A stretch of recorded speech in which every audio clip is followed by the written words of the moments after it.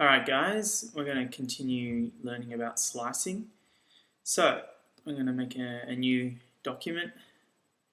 In this case, I'm just going to leave the width to a standard web page size. Just click OK. I'm going to draw a few objects on the stage. First, we've got a star. I'm just going to bring that in. Just holding down the space bar to maneuver my objects around. So, got a nice star there. Might change its fill colour.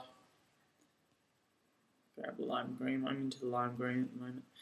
And maybe make another object, just a rectangle. There. Maybe change it to a slightly different colour. Brown. Okay. So we've got a couple objects. As said before, your slice tools are down here.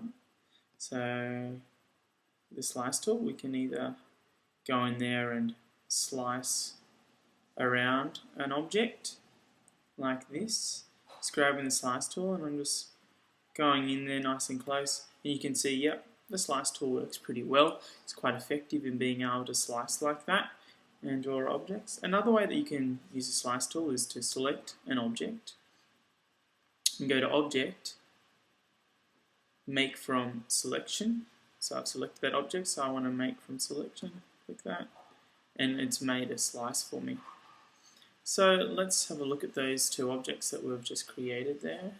I'm going to go back to my slice tool, and I'm going to give some properties to the particular slice. So I'd like a button to be made out of this star and this rectangle. So we'll make a couple buttons.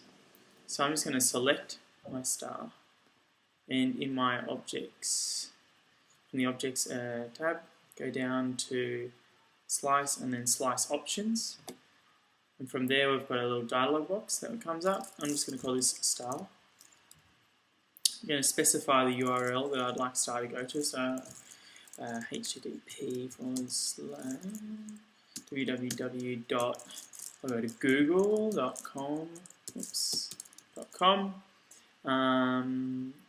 Yep, just let that load.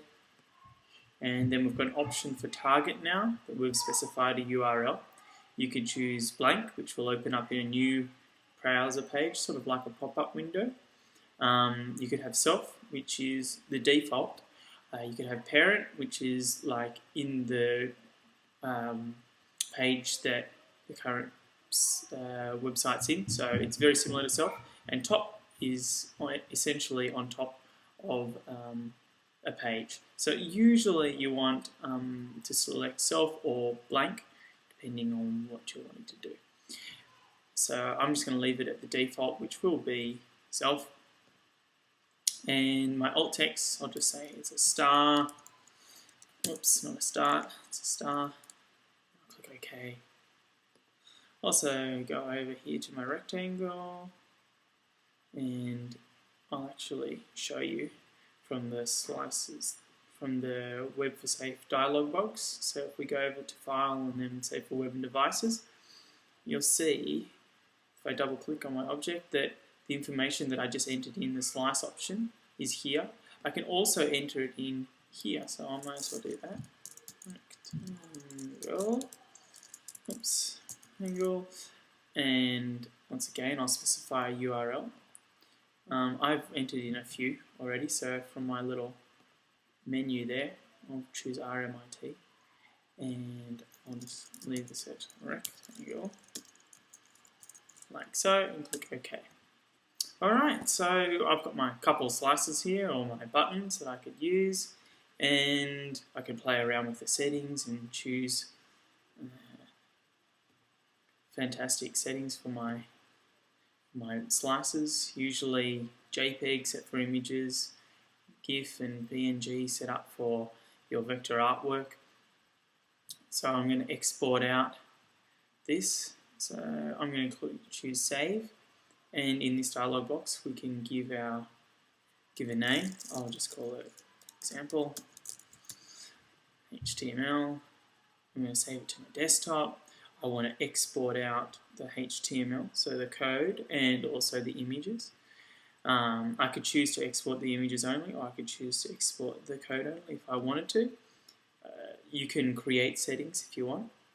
And also we have an option here with slices, so I could ask Illustrator to export all of the slices.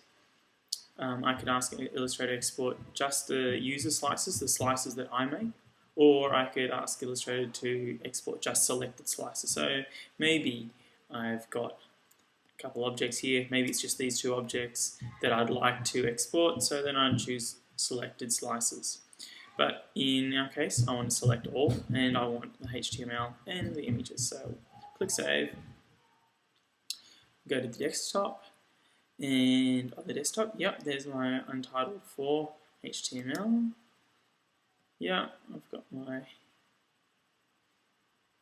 object there, and inside we've got an images folder, and you can see the rectangle, there's my star, and we've got all of our white space images that have come out as well. Let's open this, let's open it up in Safari and have a look.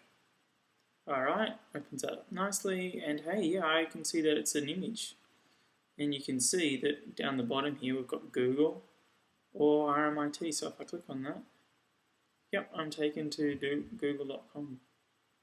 And that redirected me to google.com.au, because I'm in Australia, and RMIT, perfect. So that's a quick introduction to being able to use slices in Illustrator. Alright, thanks for watching, guys.